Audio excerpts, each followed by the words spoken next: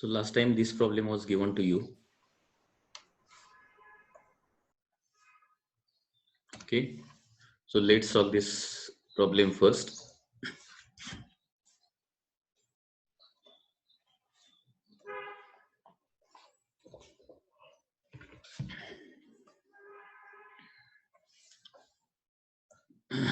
So we are going to solve this problem by nodal analysis method. Okay, nodal analysis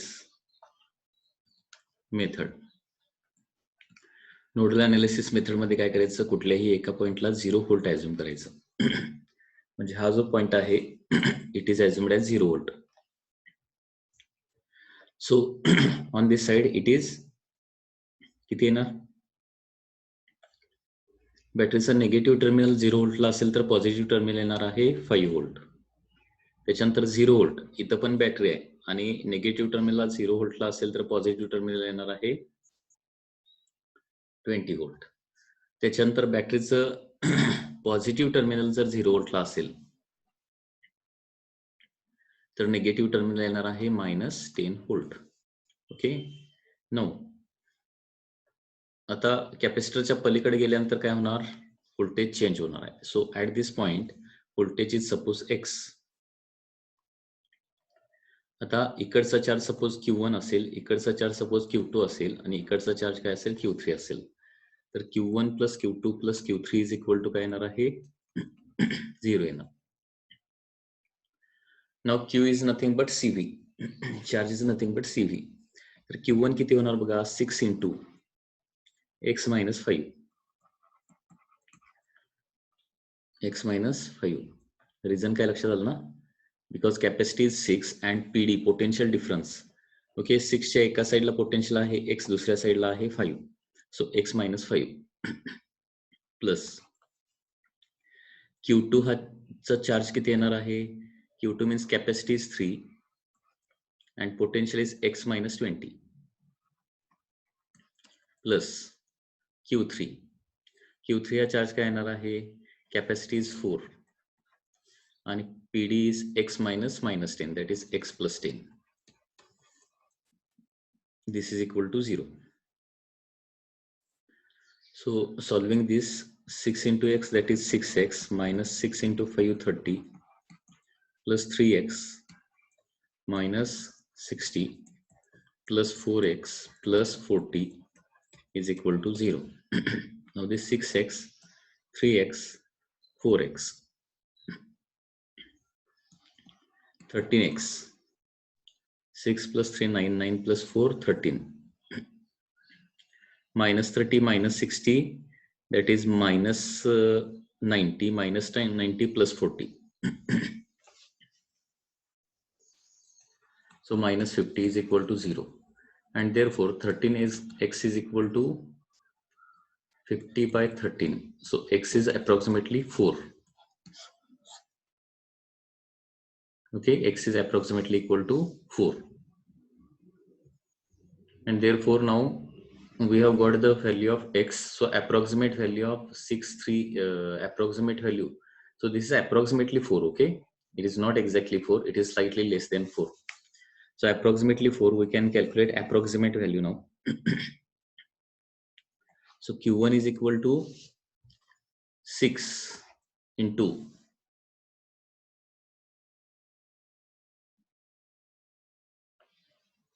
6 into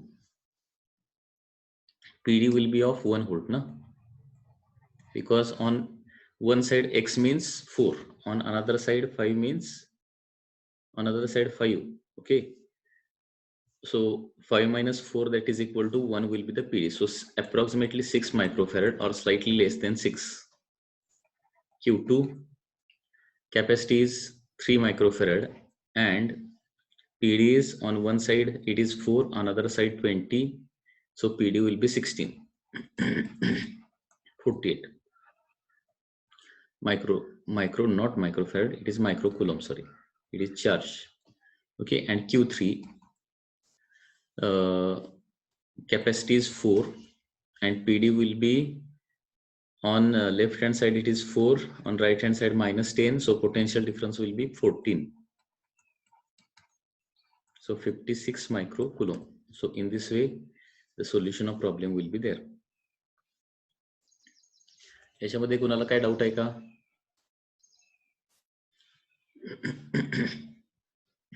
No, sir. No, sir. Next, force between two plates of the capacitor. हा एक important concept है. Because in case of parallel plate capacitor, okay, force between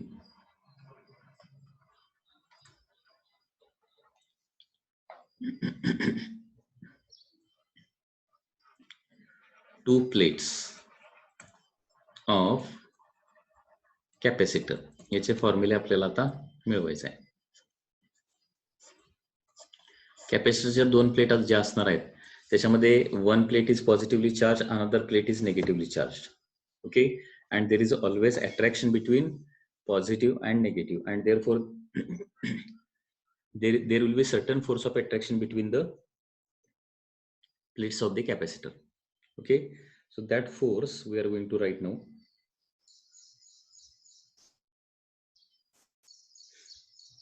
Force between two parallel plates.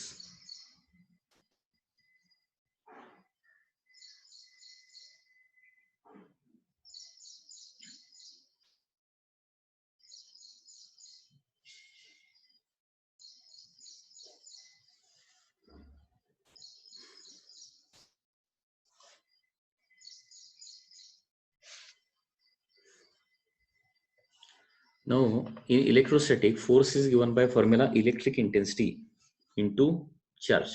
बरोबर आहे ना? Force is equal to काय असतं? EQ असतं. हा फॉर्म्युला माहिती आहे तुम्हाला already. Force is equal to E into Q, electric intensity into charge. So force between two plates will be electric intensity चा फॉर्म्युला माहिती आहे तुम्हाला. दोन प्लेट्सच्या दरम्यान ते एकतर फी बाय डी असू शकतं किंवा sigma divided by epsilon naught. Okay, और sigma divided by epsilon naught की असं आपण लिहू शकतो इंटू क्यू. कारण दोन प्लेट्सच्या मध्ये इलेक्ट्रिक इंटेन्सिटी असणार आहे सिग्मा बाय एप्सिलॉन नॉट के. आपण डेरिव्हेशन केलेलं आहे किंवा त्यालाच काय म्हणतो आपण फी बाय डी असे म्हणतो, लक्षात घ्या. So force between two plates will be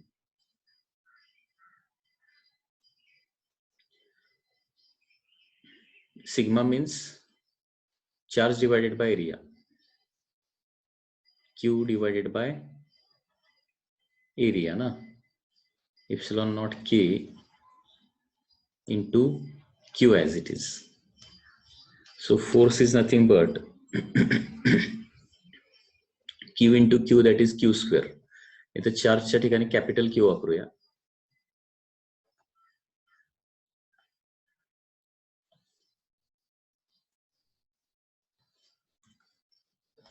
q q okay, q square. आता इथं जर न्यूमरेटर डिनॉमिनेटरला डी ने मी मल्टिप्लाय केलं तर काय होणार आहे? D divided by epsilon naught K into Q square D. Okay, so force is आता बघा epsilon naught K divided by D म्हणजे काय आहे? कॅपॅसिटी आहे ना, इट इज कॅपॅसिटी.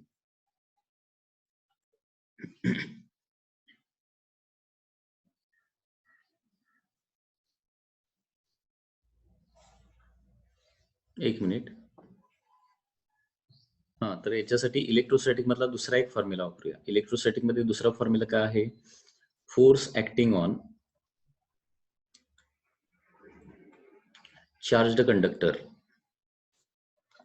हा फॉर्म्युला वापरूया. Force acting on charged conductor. Okay, तो फॉर्म्युला माहित असेल.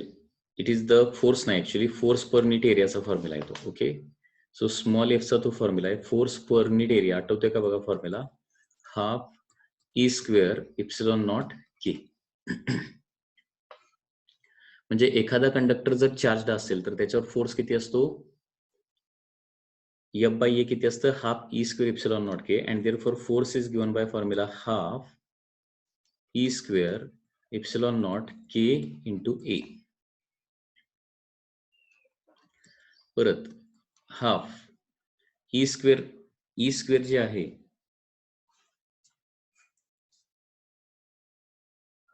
या ठिकाणी काय करावं लागेल E square म्हणजे phi by D E म्हणजे phi by D असा देखील फॉर्म्युला आपल्याला माहित आहे E is equal to phi by D. Electric intensity is the potential difference between two plates divided by distance between two plates. ते जर place केलं तर काय होणार बघा half phi square by D square epsilon naught K into A. So फोर्सचा formula असा पण येऊ शकतो half phi square by D into A epsilon naught K divided by D. And therefore force is given by formula half A epsilon naught K divided by D म्हणजे काय येणार आहे C येणार ना A epsilon naught K divided by D म्हणजे C phi square by D. फोर्सचे different फॉर्म्युले येतात. आता हा जो फॉर्म्युला आहे तो पीडीच्या स्वरूपात आहे व्होल्टेजच्या स्वरूपात. ओके हा जो फॉर्म्युला आहे तो इलेक्ट्रिक इंटेन्सिटीच्या स्वरूपात आहे. आता हाच फॉर्म्युला आपल्याला चार्जच्या स्वरूपात जर लिहायचा झाला in terms of the charge तर इन टर्म्स ऑफ चार्ज कसा लिहिता येईल बघा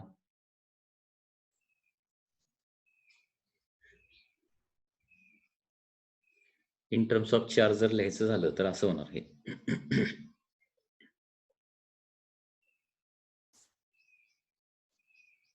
in terms of charge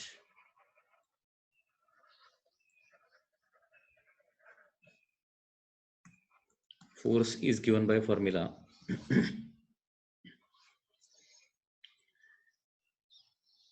C चा फॉर्म्युला पुन्हा एकदा काय येतो बघा C चा फॉर्म्युला पुन्हा एकदा A इप्सिलॉन नॉट किंवा C चा formula Q by V place करूया Q by V into phi by D म्हणजे फोर्सचा फॉर्म्युला काय येणार आहे C is nothing but Q by phi into phi square by D म्हणजे काय येणार आहे half Q phi divided by D असा देखील फॉर्म्युला होऊ शकतो. Okay that is half Q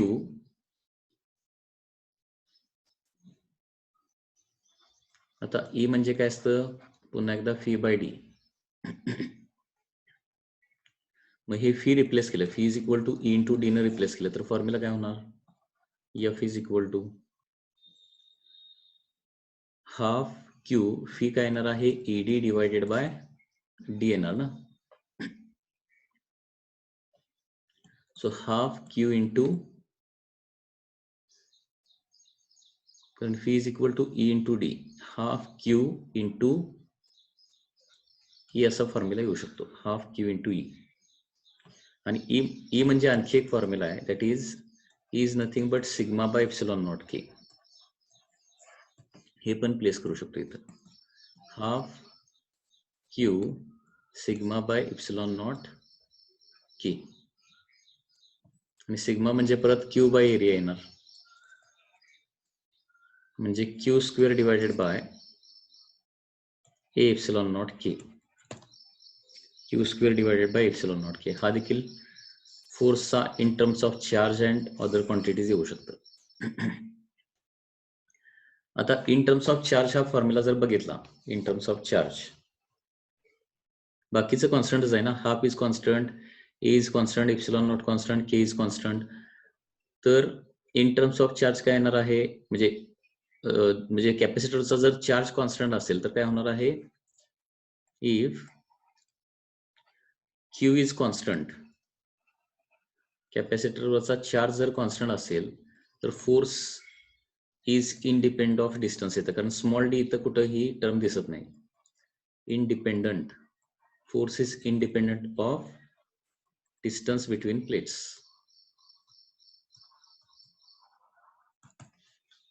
Q जर कॉन्स्टंट असेल तर त्याचबरोबर हा फॉर्म्युला आता फीच्या स्वरूपात जर लिहायचा झाला फीच्या स्वरूपात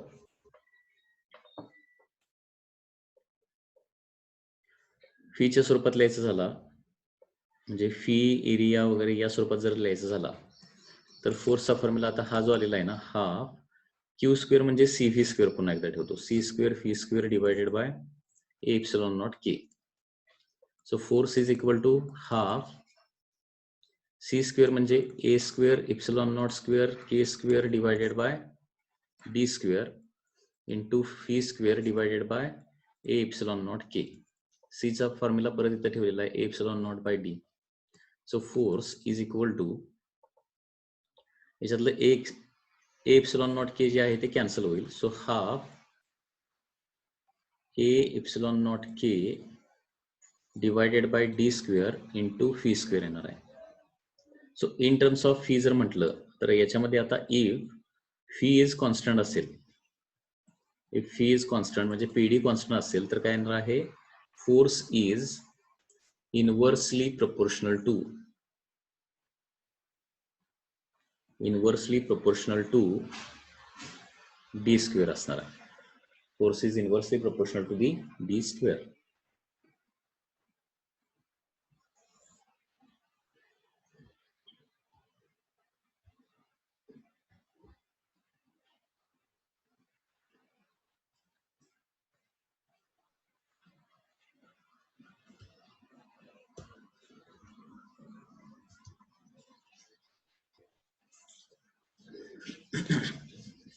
म्हणजे आता याचा फक्त शॉर्ट मध्ये तुम्हाला सांगतो की याच्यातून लक्षात काय ठेवायचं आहे. तर पहिली गोष्ट ही लक्षात ठेवायची आहे की पॉझिटिव्ह प्लेट आणि निगेटिव्ह प्लेट एकमेकाला अट्रॅक्ट करतात आणि त्या अट्रॅक्शनचा बेसिक फॉर्म्युला काय आहे, half E square epsilon naught K, हा बेसिक फॉर्म्युला आहे फोर्स ऑफ अट्रॅक्शनचा. ओके, आणि याच्यामध्ये इफ क्यू कॉन्स्टंट असेल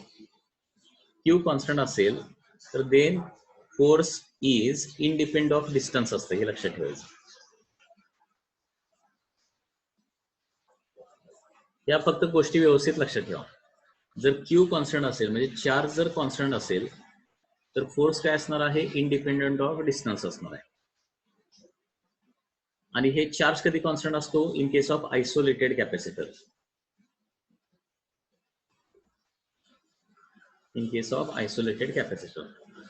आणि त्याच्यामध्ये इफ व्होल्टेज जर कॉन्स्टंट असेल, व्होल्टेज कॉन्स्टंट कधी असतं, when it is continuously connected to battery असेल.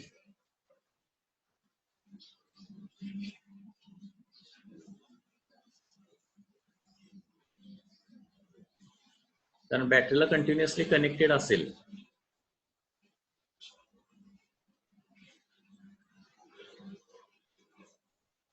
तर व्होल्टेज कॉन्स्टंट राहणार आहे. त्या केसमध्ये काय येणार आहे, force is inversely proportional to काय असतं, डी स्क्वेअर असतं. ही इन्फॉर्मेशन लक्षात ठेवायची. म्हणजे याच्यामध्ये एमसीक्यू कसा होऊ शकतो बघा. एमसीक्यू कसा होणार याच्यामध्ये, एमसीक्यू या पद्धतीने होणार. जर एक कॅपॅसिटर बॅटरीला कनेक्टेड आहे, काय सांगतोय बाबा, एक कॅपॅसिटर बॅटरीला कनेक्टेड आहे आणि आता दोन प्लेट मधलं डिस्टन्स वाढवलं तर फोर्स काय होईल. ओके, बॅटरीला कॅपॅसिटर कंटिन्युअसली कनेक्टेड असेल आणि दोन प्लेट मधलं डिस्टन्स वाढवलं तर फोर्स काय होणार, कमी होणार. आणि एक कॅपॅसिटर चार्ज आहे आणि it is disconnected from battery आहे. काय केलं, कॅपॅसिटरला चार्ज केलं आणि बॅटरी पासून डिस्कनेक्ट केलं, म्हणजे बॅटरी पासून त्याला बॅटरीचं कुठलंही कनेक्शन नाही. आणि आता त्या दोन प्लेट मधलं डिस्टन्स वाढवलं तर फोर्स काय होईल. तर याचा आन्सर काय येणार आहे, force remains same, it does not change. That is your answer. लक्षात येतोय मी काय सांगतोय. फर्स्ट काय येणार आहे, एक कॅपॅसिटर, हा इम्पॉर्टंट क्वेश्चन आहे, लक्षात घ्या. A capacitor is connected to battery and distance small d म्हणजे distance between plate is increased. तर काय होणार आहे, then force between two plates, हे लक्षात ठेवायचं, force between two plates, कारण force does not depend upon the distance ना, force between two plates doesn't change. म्हणजे डिस्टन्स वाढवा नाही तर कमी करा, force between to plate change होत नाही. Second, a capacitor is connected to battery. A capacitor is connected to a battery and then disconnected.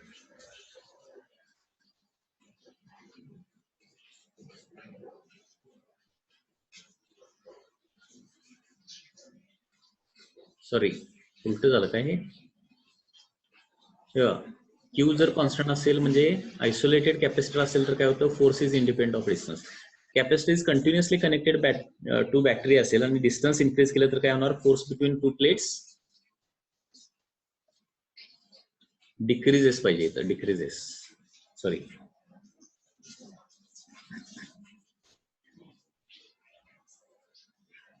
इथं काय येणार आहे, decreases.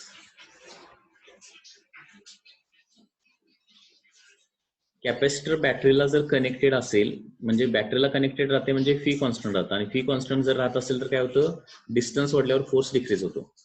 A capacitor is connected to battery and then disconnected. Connect करून disconnect का करायचा, सुरुवातीला प्लेट्स चार्ज व्हायला पाहिजे, ओके, तरच फोर्स क्रिएट होणार आहे.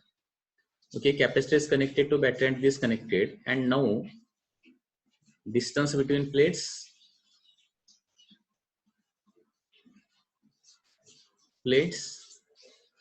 increased. तर त्या केसमध्ये फोर्स बिटवीन टू प्लेट्स काय होतो, force between two plates remains constant, it does not change. दोन गोष्टी जरा व्यवस्थित लक्षात ठेवा, force related, force between two plates. So force between two प्लेट्सचं काय होतं, जर आयसोलेटेड कॅपॅसिटर असेल तर force is independent of the distance and connected capacitor असेल, बॅटरी कनेक्टेड कॅपॅसिटर असेल तर force is inversely proportional to distance square. हे व्यवस्थित लक्षात ठेवावं लागणार.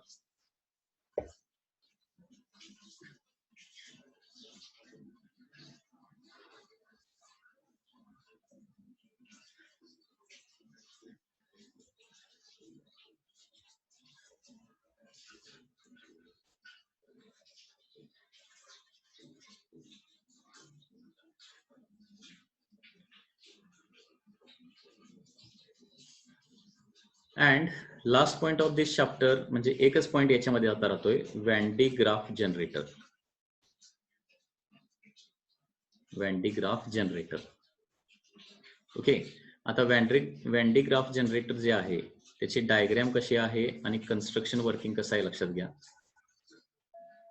Okay, so Van de Graaff जनरेटरचे मेन कंपोनेंट्स काय आहेत बघा. फर्स्ट इज मेटल डोम और it is also called as metal sphere. आता मेटल स्पियर कुठं आहे, it is placed on to insulated column. So this is your metal sphere on which charge is stored. Metal sphere which is on the top of this Van de Graaff generator, it is placed on two insulating columns. Okay, हा आणि हा एक आहे insulating column आहे, insulating column. It is placed on two insulating columns so that there will not be any contact between metal sphere and the earth. कारण स्पियरचा अर्थला contact झाला तर काय होणार आहे, सगळा जो चार्ज आहे तो अर्थला निघून जाणार आहे. So first part is a metallic dome or metal sphere which is on the top of the Van de Graaff generator. It is used to store large amount of the charge, okay, and it is placed on two insulating columns. Okay, it is placed on two insulating columns so that charge does not escape to the earth. Next part of this Van de Graaff generator is spray combs.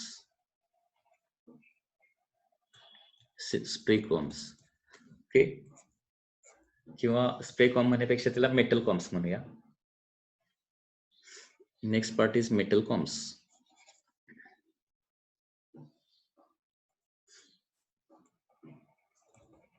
Metal कॉमचे दोन type येतात. First is spray comb and second is the collector comb. Spray comb and second is collector comb. Okay, so here इथं दिसतोय बघा तुम्हाला, this is your spray comb It is placed near the bottom of the generator, Van de Graaff generator, and this is called as collector comb. Okay, it is placed inside the metal dome and it is connected to the metal dome. So spray comb is going to spray the charge because it is connected to a high voltage battery. High voltage बॅटरीला काय केलेला आहे, हा spray com जोडलेला आहे.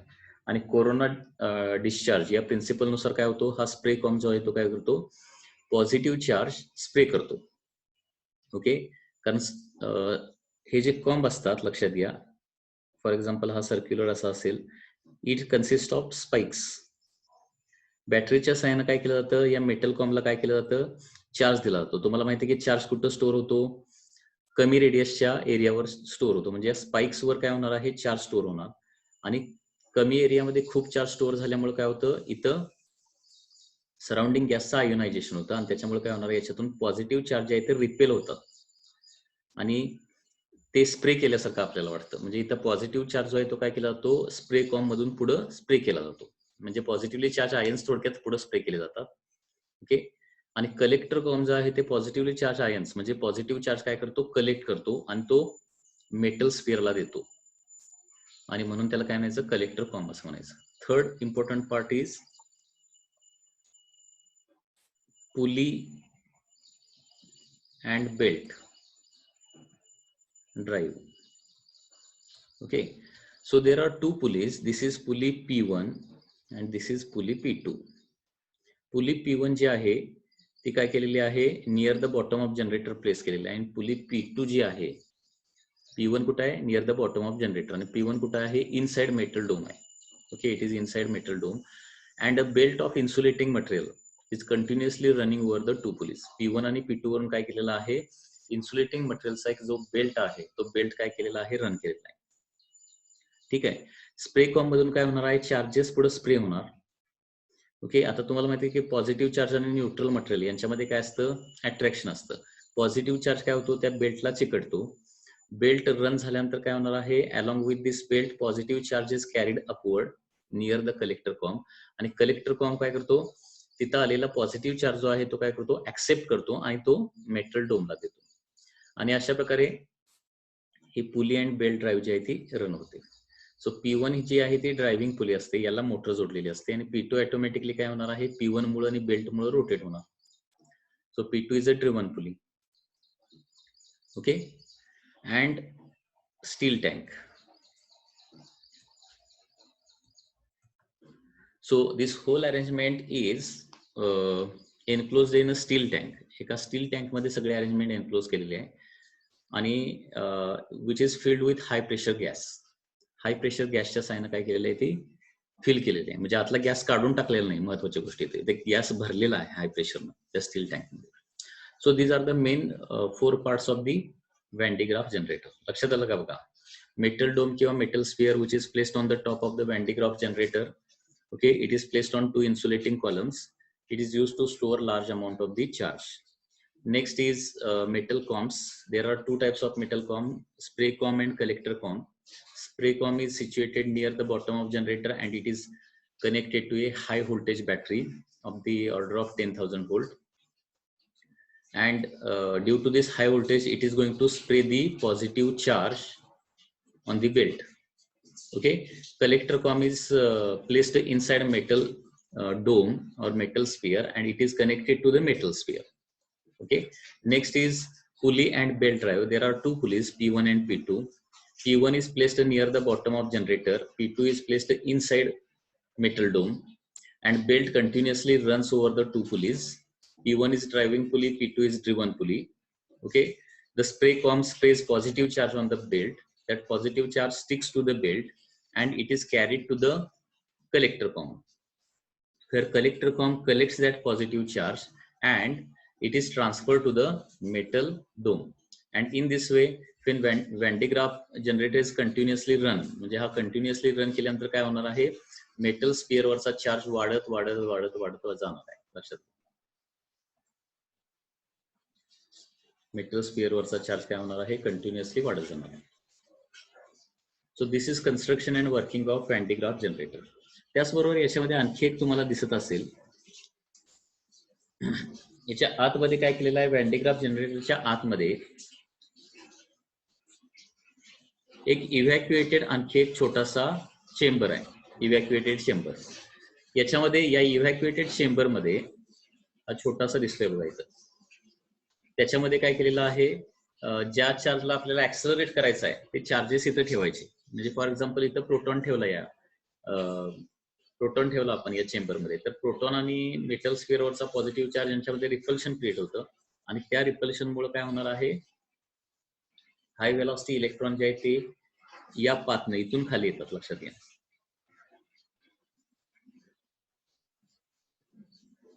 Okay, इथून असे continuously खाली येणार आहेत आणि इथून बाहेर पडणार आहेत. म्हणजे हा व्हॅन डे ग्राफ जनरेटर जो आहे त्याचा बेसिक यूज काय आहे, it is use to produce very high voltage. कारण मेटल स्फिअरवर एवढा मोठा चार्ज स्टोअर होतो की त्याच्या साइन आपल्याला व्हेरी हाय व्होल्टेज प्रोड्यूस करता येतं. दुसरी गोष्ट म्हणजे it is use to accelerate charge the particles. Charge the पार्टिकलला ऍक्सेलरेट करण्यासाठी देखील काय केला जातो, याचा वापर केला जातो. आणि व्होल्टेज जे आहे ते साधारणपणे याच्या साइन आपण 10⁷ व्होल्ट जे आहे एवढं व्होल्टेज निर्माण करू शकतो, मिळवू शकतो. तो मेटल स्फिअर फुल्ली चार्ज झाल्यानंतर त्या मेटल स्फिअरचं व्होल्टेज जवळपास किती असतं, 10⁷ व्होल्ट असतं, हे लक्षात ठेवा. So this is the construction and working of the Van de Graaff generator. Van de Graaff जनरेटरचं कन्स्ट्रक्शन अँड वर्किंग लक्षात आलं का बघा. तर या पद्धतीनं हा चॅप्टर जो आहे तो आपला इथं संपतोय. ओके, तर तुम्ही आता एक काम करायचं आहे,